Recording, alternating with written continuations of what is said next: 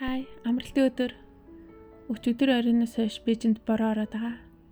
Гэтэ тийм хүйтэн бороо ш. Нэг тийм бүлээн, дулаахан гоё бороо. Гоёч гэж тий, ууг нь хүйтэн байвал гоё. Гэтэ тэгэл халуун биш бол тий одоо явах тий гэж юу. Нөхөр хүү хоёр хариу өглөө сэрэнгүүтээ төмөрөө гарч бороонд нь орцгоё гэд тэнгүүтээ амир инээчтэн хоёлаа зонтгоо ингээд барай явцсан за. Хүүшээ тэгээ бороонд нь орцгоогооч гэсэн чи. Үгүй хөлөөрөө л норно ч гэж. Тим юу юм бол нөхөр өнөөдөр нүдний шилний зах орж нүдний шил аавна гэсэн. Бас зүгээр ингийн зах руу очиж чимдаам аавна гэсэн. Нөхөр дараа 7 хоног томилолтоор Чунчингийн хотлоо 2-3 хоногор явна гэдгсэн байхгүй тэнгүүдээ. Нөхөрөөр нь хөрхи томилолтоор явахдаа юмнуудаа ганц нэг солихов центрээ хийгээд үргэвчэндээ хийгээд үрээ явчихдаг байхгүй. Тэгэхээр компьютер энтрээ хийж хэр жоохон хүнд болоод байна тэгээд ер нь нэг жижиг чимдаам авъя гэдгсэн. Өнөөдөр бороотой байгаа юм чи нөхөр машин түрээслээ явчих гинэ. Гэтэ ууг нь манахаас захлуу метрогоор ч явчихна. За муудаад ихэд таксигаар явхад хамаагүй хямдхан байчин. За гэтэ яг ганц өдөр ч гэсэн тэгэл нөхөр өөрөө түрээслэмээр байхад нь дандаа л ийм ч үнтэй тийм ч зардалтай гэл хажууд нь гоншгоноод түрээслэмээр байл түрээслэн лээз. Машины өдрийн түрээс нь 400 яана. 200 мянга гинэ. Тэгээд энэ дэр чи зогсоолын мөнгө, бензиний мөнгө энэ төр нэмэгдэхээр чинь тэгэл 300 гаруй мянган төгрөг болчих ш тий. Чих шиг за бэлий ойлий дандаа л ийл мөнгө төгрөг яриад нөхрийнхөө баярлсан сэтгэлийг дарж идэг. Өнөөдөр нэг чимээгүй явъя гэж юу. Хүйт 2.0-ороо гараад ирсэн чинь нөхөр юм жижиг хар чиндаам авчиж 200 янаар 100 мянган төгрөгөөр авсан гинэ. Дайчгүй. Гэхдээ нэг юм сонин бондгор за. Бондгор шиг юм одоо зузаан гэх юм уу? Юмны доогуур айгүй л яг манай орны доогуур орохгүй л ах та. Мэдхгүй тэгээ өөрөө авсан юм чаа.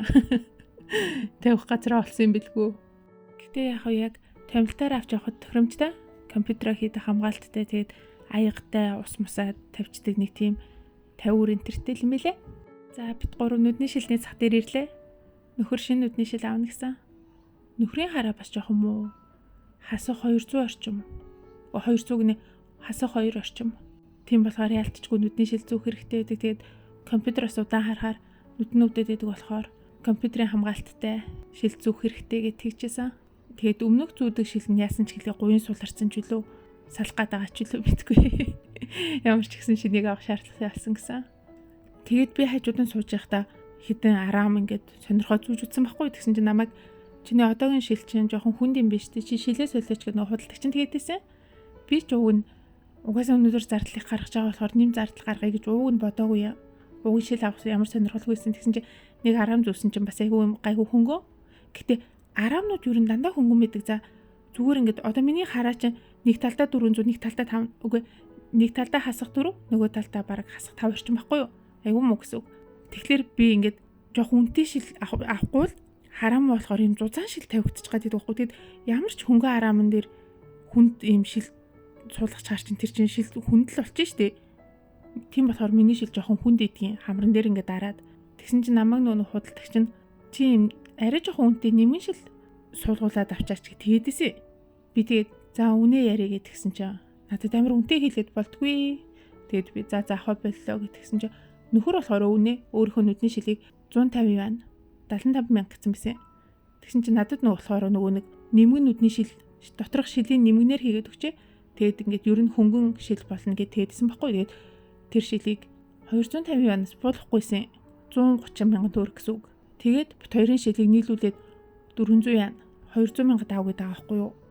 Тэгэд би хийлэхгүй гэж утсан ч гэсэн нөхөр за хийлгүүл хийлэгчтэй ч угаасаа шилгүй юм чин гэд. Тэнгүүт нь за хийлэгч тийм үү гэд тэгэд хийлэгчлээ. Тэгэд нэгэн тал 400 ян өгч өгөн чи хүн манаас нөгөө шил амаар байна гэдсэн байхгүй. Би тэгэд ууган цэцэрлэг дээр нь семестр болгон хараагийн шалгах тийм тэгэд хүүгийн харааг хэвэн гэдгийг тийм чи харааны шил зүүж болохгүй шүү дээ.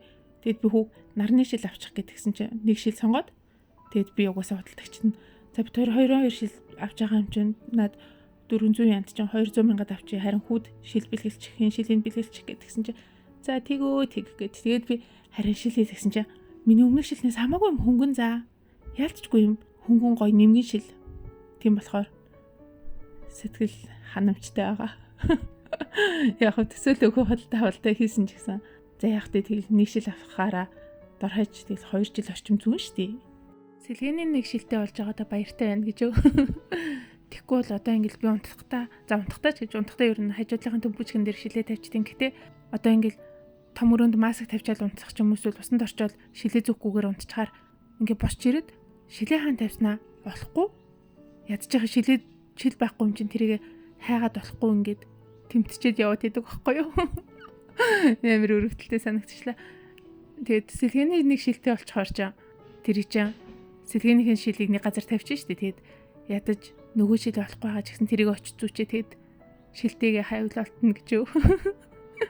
За бас нэг инээдтэй өрөвдөлтэй юм болсон. Юу вэ гэхэлэр сайн нэг мол дотор юм итчээ явж исэн чинь миний өнгөрчсэн сандалны нэг тал нь ингээ салцсан.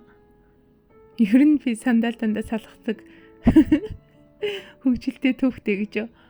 Сая гэхдээ бороонд амир ингээд норцсон болохоор салцсан баха. Гэтэ би тэр сандалыг ер нь бас өмнөх сандалын салаад за тэрийг нэг яг захт явж агаад 50 онорч үлээ 25,000 төгрөгөөр за хямдхан авцсан. Угаасаа тийм нэг олон жил өмсөд байхааргүй чанар муутай сандал байсан юм уу? Тэгсэн чи харин энэ борооны усыг даахгүй бас миний жинг хүлцэхгүй гэж мэгээд сая хараа явжсэн чи саалчтай тэнгүүд нь доор супермаркетаас усны тавчиг авчлаа. Тийм нэг усны тавчиг мавчиг гэсэн илүү салхааргүй гүжирмэг тийм юмнууд л надад харна. За өнөөдөр бит гурав Янчи хүүгээд Бээжингийн зүүн хойд хэсэгт байдаг үзүрийн газар ирлээ. Ууг нь нийшээ ирэх гэсэн ерөөсө төлөвлөгөөгүй байсан. Тэгсэн чинь өчигдөр бид нэр ингээд машин түрээсэлж чигээ штэ тий. Тэгчээд дэлгүүрүүд орчоод хараад тэгээд машинаа зогсоод тавьчаа тэгээд 24 цагийн дараа буцаагаад өглөөр нэг жоохон мөнгө төлчүүд юм ин бүрэн хэрэглэж чадахгүй байгаа юм шиг тийм шундлын зан хөдлөөд гэж юу. Тэгээд би нөхөртөө цөмөрөө нэг 24 цаг ингээд хоногоор нь машинаа түрээсэлсэн юм чинь юм өсөө цаан хэрэм дээр очиохон чи тэгээд өглөө үрээр итгэн босоод нар гарах үед цөмөрөө яг цаан хэрэм дээр нар гарахыг үзье гэтгсэн. Тэгсэн чинь цагаагаар харсан чинь өнөөдөр өдөр хүртэл бороо орно гэтгсэн байсан байхгүй. Тийм болохоор цаан хэрэм дээр очиж тэгж байна гэдг нь баг худлаа болцсон. Угаасаа бороо орчхоор цаан хэрэм лөө нэг кабель карны ажиллагаа болчихдээ.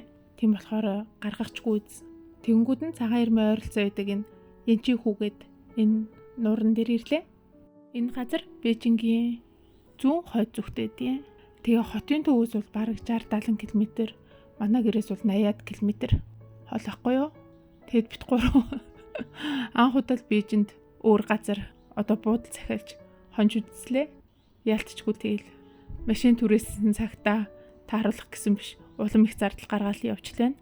Энэ газар бас өмнө нь би ирж үзээгүй айгүй гоё үзэсгэлэнтэй байгальтай газар байна. Гэтэ ер нь ингээд байгалийн сайхан газар очих юм одоо ингээд уул харагдаж байгаа байхгүй юу? Ер нь яг ийм гоё байгальтай газар харахаар яг Монголоо санаад идэв шүү дээ. Ер нь жоохон их сандаг. Бээжинд чи ингээл хэтэрхий хотчлттай хүн амьхтэй ийм газар чи юу уул харах. Нүдээ хоол бэлчээч гэж газаргүй тэгэл хараагаа мутгал гэж юу. Тэгсэн чи энэ болохоор тийм нэг үзэсгэлэнтэй. Гэхдээ энэ нуурчин болохоор анх цөөрөн байсан гэсэн. Тэгээд яг Бээжингийн усны санг арвижуулах зорилгоор ингээд тогтоол усыг нэмэгдүүлээд ингээд ус хоримтлуулад тэгээд ийм нуур үсгцэн гэсэн. Тэгээд үүнийгээ дагуулад хиймэл арал тойруулаад ийм аялалжуулалт зориулсан юм гой юмнууд барьсан байлээ. Энд болохоор ер нь олон улсын хурал чуулган АПЕК, Бүсба зам зэрэг юм хурлууд болд юм билээ. Надад ер нь тийм болохоор жоохон үнэтэй санагдсан. Дахиад нөгөө мөнгөний асуудал гарал. Харамчгүй яг хөө тэгээ хоёр дахин ихийг төлөөл явж гин гэж юу. За тэр яг хөө тэгээ дараа 7 хоногоос бүсээ чангалаад мөнгө өрөхгүй байхад бас гайг байх. Тэгээ яаж хаад бид нэр бас машина цагт нь авчирч өгч амжсангүй. 4 цаг сунгуулад 100 50,000 төгрөг дахиж нэмж төлөөд гэж юу. Ер нь гэхдээ манайх шиг орлого зарлагтай айлд бол машин нэг тохирдгүй юм.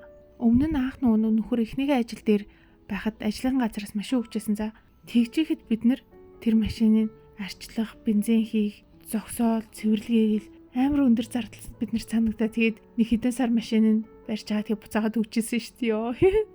За бай.